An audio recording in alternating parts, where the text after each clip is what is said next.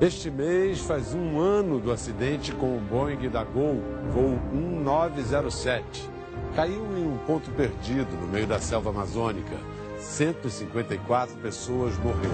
Você vai ver agora, com exclusividade, imagens inéditas feitas pela Força Aérea durante as operações de resgate.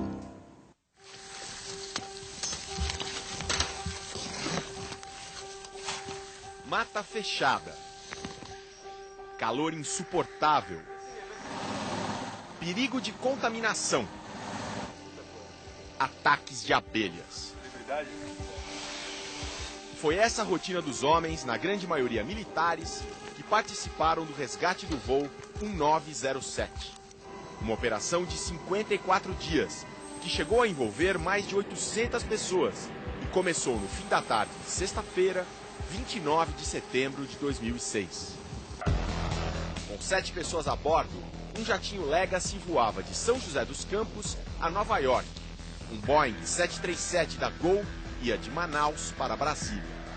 Ambos na mesma altitude, 37 mil pés, pouco mais de 11 quilômetros. Às 5 da tarde, eles se chocaram.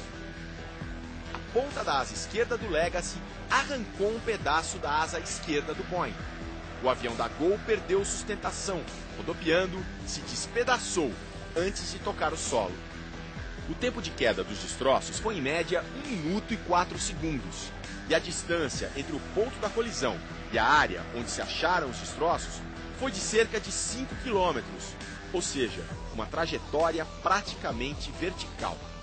Mesmo danificado na asa e no lado esquerdo da cauda, o Legacy conseguiu fazer um pouso de emergência na base aérea da Serra do Cachimbo, sul do Pará. Quando acontece um acidente grande, como o do voo 1907, os primeiros a serem acionados são os paraquedistas especializados em busca e resgate do Paraçar, da Força Aérea Brasileira. O sargento Frade foi o primeiro militar a chegar ao local do acidente. Sargento, como é que o senhor chegou lá? Chegamos na fazenda primeiro, chegamos de paraquedas, porque não tínhamos certeza se o avião podia pousar. Soltamos a equipe, e após isso embarcamos no helicóptero e fomos para o local do acidente.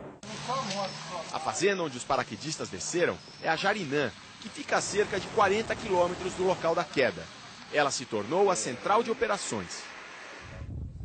Os militares do Paraçar ficam no Rio de Janeiro. Quando foram convocados, logo depois do acidente, esses militares começaram a ser transportados para a base aérea de Cachimbo.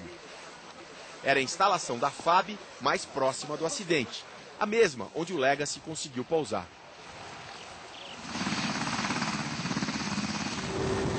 Na manhã seguinte, os primeiros destroços foram avistados, numa área de mata muito fechada. Impossível pousar de helicóptero. A solução foi descer, não de rapel, como se poderia imaginar, mas com o chamado guincho, um cabo de aço preso a uma cadeirinha. Andando lá no meio da selva, aí encontra dificuldade de progressão por causa de água, raízes, diferença de relevo, barro, charco. Como é que vocês procedem para descobrir se tem ou não sobreviventes? A gente chegou no local, divide equipes e coloca buscas e fica chamando nomes, chamando. Mas ninguém respondeu. Só se viam fragmentos do avião, indicando que ele se desfez no ar. Nós sempre temos a esperança de salvar vidas. À medida que notava que a operação não seria de salvamento, mas de rescaldo, o pessoal do Paraçar tomava contato com as dificuldades da selva. Contra as abelhas, improviso, fita adesiva para vedar as roupas. Nem sempre dava certo. Inclusive, nós tivemos um tenente que sofreu um choque anafilático, tivemos que tirá-lo de lá às pressas, quase morreu. Em pouco tempo e com muito esforço, foi aberta uma clareira onde havia maior concentração de destroços. Um helicóptero pilotado pelo Major Santana conseguiu pousar. Começava o processo de busca, transporte e identificação dos mortos. Se você tiver, por exemplo, um relógio ali do lado do corpo, recolhe e bota junto no saco. Em torno da clareira principal foram abertas outras, secundárias, para onde os corpos eram levados. Dessas clareiras eram içados até a principal e de lá para a fazenda Jarinã. Da fazenda, dentro de piscinas para não contaminar os aviões, eram transportados ao Instituto Médico Legal de Brasília para a identificação definitiva. Na clareira principal, começava uma operação complexa.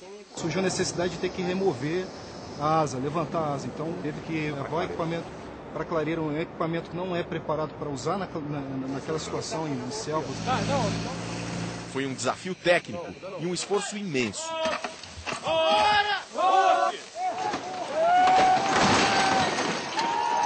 4 corpos estavam embaixo da asa. Nos caminhos entre a clareira principal e as secundárias, tristes descobertas. Mal dava para perceber que aquele monte de metal retorcido era uma das turbinas. A outra turbina, igualmente em pedaços. A golpes de machado, o militar tenta chegar aos corpos dos pilotos, dentro da cabine.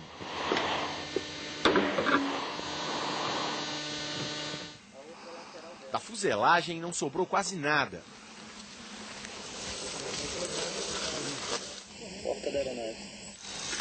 Várias peças estavam cravadas na terra pela força do impacto. E muitos dos corpos estavam nus, porque o atrito com o vento arrancou as roupas. O cilindro de voz, fundamental para as investigações, só foi achado com um detetor de metais, 20 centímetros abaixo da superfície. A missão estava quase terminada. Quase. Mas está faltando uma pessoa, que é o Marcelo Paixão. E nós vamos achar o Marcelo. Marcelo foi encontrado depois de cerca de 40 dias. Para os militares, missão cumprida. Mas agora, nas últimas semanas, surgiu uma mancha nessa história. Parentes alegaram que pertences de vítimas teriam sido roubados, que no Rio foi dada entrada no financiamento de um carro usando documento de um dos mortos. A FAB nega envolvimento. Prego para a minha tropa. Eu sempre falo para eles, senhores, o que não é meu, não é meu. O que não é seu, não é seu, é de alguém, tem dono, a gente vai devolver. Da carga total de 4.000 quilos no avião da Gol, só foram recuperados 1.600. E até hoje não se encontrou o pedaço da asa do Boeing, de mais de 6 metros, que foi arrancado pelo Legacy. Para os militares, recuperar objetos não era o foco da missão. A gente queria que todas as famílias tivessem de volta seu ente para fazer o sepultamento, né, para ficar mais tranquilo, ter um conforto maior. Felizmente nós conseguimos fazer isso com os 154 que se encontravam naquele avião.